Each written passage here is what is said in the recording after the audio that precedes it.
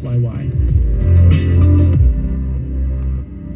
This is Fresh Air. I'm Tanya Mosley, and today we're joined by stand-up comedian Taylor Tomlinson, known as the youngest female late-night host on network television.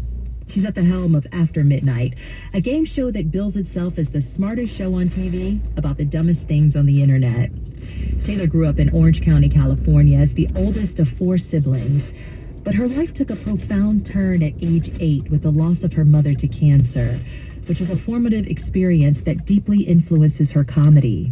She began doing stand-up at 16, performing at open mics in church basements, in schools, and coffee shops.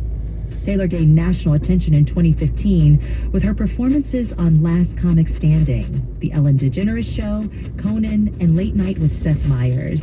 She has 3 Netflix specials: Quarter Life Crisis in 2020, Look at You in 2022, and this year's special, Have It All.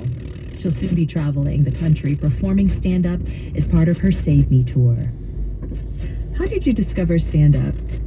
I took a class in high school when I was 16. I took a class from a Christian comedian at a church. I think we worked off of Judy Carter's book. I think it's called like the stand-up comedy book or the stand-up comedy Bible. And it was really just like lists of things that made you angry, lists of things that made you excited, lists of things that made you sad. And I think it was just to get you thinking about what you had strong feelings about, because that's going to be the easiest and most interesting thing for you to write about. So I definitely think I still do that. I think when I'm actively sitting down to write new material, I do make lists of just topics I could see myself discussing in front of audiences for the next 2 years, because I know I'm going to have to sit with it for a while. Some of your first gigs were the church circuit. What kinds of things would you joke about on the church circuit? And what is exactly the church circuit? Look, churches put on events. Churches put on comedy shows. The only difference is they do an altar call at the end. But it's a stand-up show. It's someone doing 45 minutes to an hour of stand-up with an opener. And some of these churches are like theaters. They're 1,000 people to 5,000 people. But yeah, most people are like, you were performing in churches? Is that even a thing?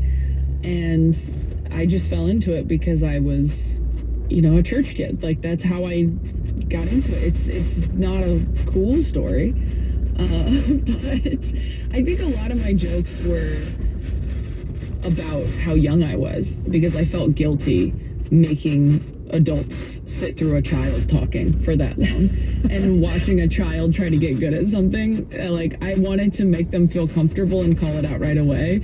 I can imagine they're a pretty supportive audience, though. They were, yeah. Church audiences are very supportive as long as you don't say anything dark, edgy, or blue. So you were joking about being young. Do you remember some of your first jokes? I know I used to open with a joke about how I know I'm a lot younger than many of you. Like, when I watched Titanic, I was crying, not because Jack died, but because Leonardo DiCaprio didn't look like that anymore. It's like, that was my opening joke for a long time.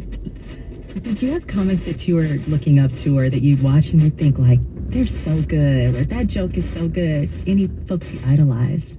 Oh, yeah. I mean, there were so many that I idolized and thought were so good. I mean, Brian Regan was, like, huge in my house because he was clean and one of the greatest of all time. And I got to open for him a couple times in my early 20s, and he's, like, just as classy and cool and hilarious and kind off stage. So that was, like, very formative for me, I think, as far as being able to see somebody with the career I wanted and how nice he was to other people. And, like, Mark Maron having a podcast where he just talked to other comedians about how they became comedians was huge. I mean, obviously now it's grown and evolved where it's not just comedians, it's all kinds of people, directors, actors, politicians, whoever. But at the time, he was just talking to comedians about how they did it. And I don't know how I would have learned how to come up in the clubs or do open mics or how to feature or anything like that without that podcast. I really don't. You'd just listen to the podcast. Yeah, I couldn't. Yeah. I remember when I found it, I couldn't believe it was free. Like, I couldn't believe podcasts were free when I found out what a podcast was.